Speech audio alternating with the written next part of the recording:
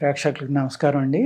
మనం ఇప్పుడు diabetes, sugar వ్యాధి, హ్మ్. హైదరాబాద్‌ని డయాబెటిస్ క్యాపిటల్ అని చెప్పుకుంటున్నారు. బయట స్టేట్‌లోళ్ళు గానీ అన్ని చోట్ల. చాలా ఎక్కువగా ఉంది. అదేవిధంగా అన్ని ఏజ్ గ్రూప్స్ పూర్వం ఏదో షుగర్ వ్యాధి అంటే ఎక్కడో ఒక 1000 మందిలో ఒకళ్ళో, 10,000 మందిలో ఒక ఇద్దరు, ముగ్గురో అలా ఉండేవారనమాట.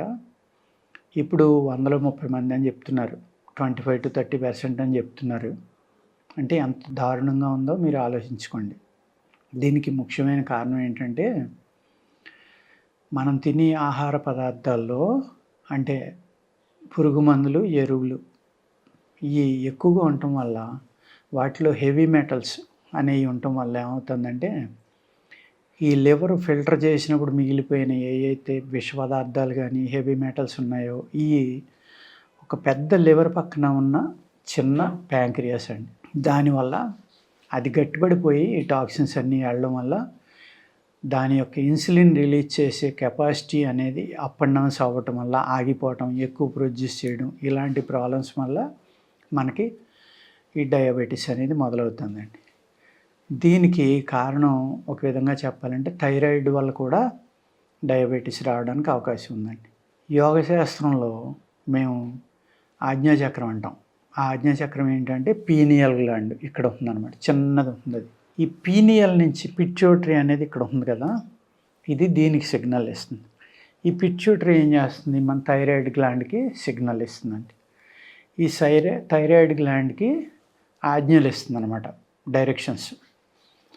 అదేం చేస్తుంది, ఈ థైరాయిడ్ గ్లాండ్ మన బాడీలో అన్ని అవయవాలకి అంటే లివర్కి, కిడ్నీకి, అలాగే మన ఏదైతే స్పెర్మ్ ఎంత రిలీజ్ చేయాలి, ఇన్సులిన్ ఎంత రిలీజ్ చేయాలి, లివర్లో ఫ్లూయిడ్స్ ఎంత ఊరాలి, ఇవన్నీ కూడా థైరాయిడ్ గ్లాండ్ అనే దాని కంట్రోల్లో ఉంటుందండి.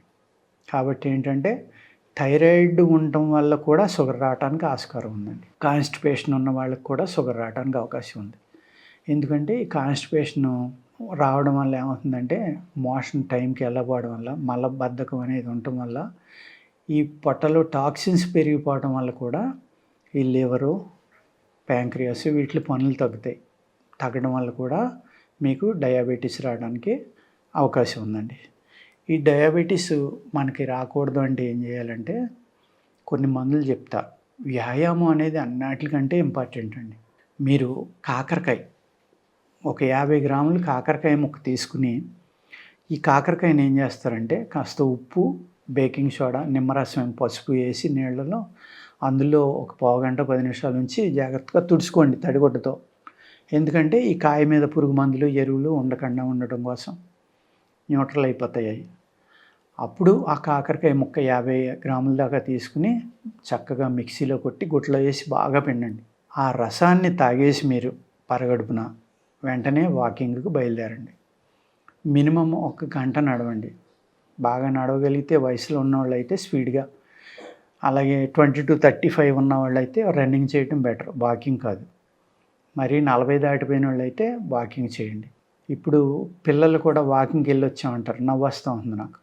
అది వాకింగ్ అనేది ముసలోళ్ళు, వయసు వచ్చిన వాళ్ళు చేయవలసింది.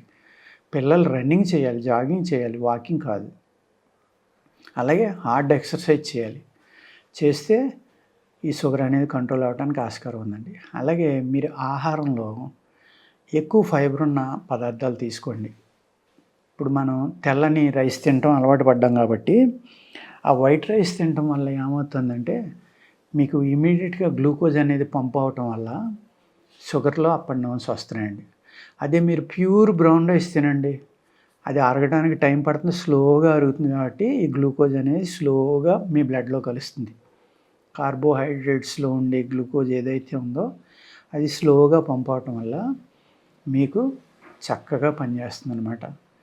పూర్వం ఈ తౌడు అనేది కోన్ తౌడు అని ఉండేదండి. దాన్ని సున్నుండ్ల కింద చుట్టి కూడా చక్కగా నెయ్యి, బెల్లం వేసి ఇంతంత ఉండలు చుట్టి తినేవారు. దానివల్ల విటమిన్ డి అనేది అద్భుతంగా పనిచేస్తుంది, బాడీకి బాగా పెరుగుతుంది. న్యాచురల్ సప్లిమెంట్ అది. అలా తినటం వల్ల ఏమవుతుందంటే ఎప్పుడైతే D3 అనేది మీ బాడీలో సఫిషియెంట్గా ఉండి చక్కగా ఉందో మీకు అనేక రకాలైన సైడ్ ఎఫెక్ట్లు తగ్గిపోవడానికి ఆస్కారం ఉంది శరీరంలో. ఒకటి డయాబెటీస్ తగ్గడానికి కూడా ఆస్కారం ఉంది. ఇంకోటి ఏం చేస్తారంటే చాలామంది మేము మెంతు పౌడర్ తింటున్నామండి, మెంతులు నానబెట్టుకుని తీసుకుంటున్నాం అన్నారు. మెంతులు చాలా బాగా పనిచేస్తాయి డయాబెటీస్లో, డౌట్ ఏం లేదు. చక్కగా పనిచేస్తాయి. అందులో కొత్తగా వచ్చిన వాళ్ళకైతే చాలా బాగా పనిచేస్తాయి. బాగా ముదిరిపోయిన వాళ్ళకంటే కొంత సైడ్ ఎఫెక్ట్ లేకుండా ఆపగలవు తప్ప డయాబెటీస్ అనేది పూర్తిగా తగ్గించలేమండి. ఆ మెంతులు తినేవాళ్ళు కూడా తీసుకోవాల్సిన జాగ్రత్తలు ఏంటంటే, చలవ శరీరులు, వాత శరీరులు ఎక్కువగా తినొద్దండి. అది వాతం ఎక్కువైపోతుంది. చాలా చలవ చేస్తాయి అవి. నెక్స్ట్ మీరు నానబెట్టుకుని తీసుకునేవాళ్ళు దాన్ని గ్లాసులో నీళ్ళలో తిప్పేసి మెంతుల పాలంగా తాగేయండి. నవలొద్దు అట్లని. నవలకపోవడం వల్ల ఏమవుతుందంటే అవి స్లోగా డైజెస్ట్ అయ్యి చక్కగా మీ యొక్క డయాబెటీస్ని కంట్రోల్ చేస్తాయి. నేరేడు గింజలు అనేది చాలా బాగా పనిచేస్తాయండి. గింజలు ప్లస్ తంగేడు పువ్వులు మీకు పసుపచ్చగా ఉండి రోడ్డు పక్క ఉంటాయి. అలా రోడ్ల పక్క అయితే తీయొద్దు. మీరు మంచి ఆదివారం చూసుకుని అడవిల్లో కానీ ఎక్కడైనా గుట్ల మీద ఉన్నాయి అలాంటివి తీసుకుని ఆ పువ్వుల్ని కలెక్ట్ చేసుకోండి. కలెక్ట్ చేసుకుని నీటిని ఆరబెట్టి పౌడర్ చేసుకోండి. అదేవిధంగా నేరేడు గింజలను కూడా బ్రౌన్ కలర్ వచ్చేలాగా వేపించండి. వేపించి వాటిని కూడా పౌడర్ చేసుకోండి. 2 పౌడర్లు సమానంగా కలుపుకొని, తంగేడు పూలు చేదుగా ఉంటాయి, ఇది కూడా చేదుగా ఉంటుంది అంచేత ఇది బాగా వగరుగా ఉంటుంది. ఈ 2 కూడా ఏం చేస్తాయంటే పొట్టలో ఉన్న క్రిములను కానీ బ్యాక్టీరియాని చంపటమే కాకుండా మీ యొక్క లివర్ని ప్లస్ మీ యొక్క ప్యాంక్రియాస్ని కూడా శుద్ధి చేస్తాయి. వీటి వల్ల కూడా మీరు టీకి అలవాటు ఉండి మీరు షుగర్ వేసుకోకుండా టీ తాగే వాళ్ళు ఉంటే కొద్దిగా టీ పొడి కూడా కలుపుకుని ఇందులో రోజు టీ బదులు ఇది వాడుకున్నారనుకోండి చక్కగా మీ యొక్క డయాబెటీస్ కంట్రోల్ అవుతుందండి. శనగలు బాగా మనకు చౌకగా కూడా దొరికితే శుభ్రంగా నానబెట్టుకోండి. వాటిని వేడి నీళ్ళలో ఉడకబెట్టుకుని బాయిల్ చేసుకుని ఉడకబెట్టండి ఫుల్గా. ఆ శనగలు తీసుకుని కొద్దిగా నెయ్యి, ఉప్పు, కారం వేసి వేపించుకుని బ్రేక్ఫాస్ట్ బదులు అది తినండి. అది స్లోగా కొద్ది మోతాదులో తినడం మొదలుపెట్టి స్లోగా పెంచుకెళ్ళండి. ఎందుకంటే చాలా బలమయ్యి వేడి కూడా చేస్తాయి. అంచేత ఇది ఒకేసారి ఎక్కువ తినేసారనుకోండి ఇండైజెషన్ ప్రాబ్లం వచ్చి గ్యాస్ట్రిక్ ప్రాబ్లం వస్తుంది మళ్ళీ. అందుకు ఈ నెయ్యి వేయటం వల్ల ఏమవుతుందంటే ఈ శనగలో ఉన్న పైత్యం అనే ఏదైతే ఉందో చాలా పిత్త ప్రకృతి ఎక్కువ అనమాట. అందులో నెయ్యి వేసేటప్పటికి అది న్యూట్రల్ అవుతాయండి. న్యూట్రల్ అయ్యి చక్కగా మీ పేగులకు పట్టుకోకుండా అరిగి మంచి రిజల్ట్ ఇచ్చి హై ప్రోటీన్ కాబట్టి మీకు షుగర్ చాలా బాగా కంట్రోల్ అవుతుందండి.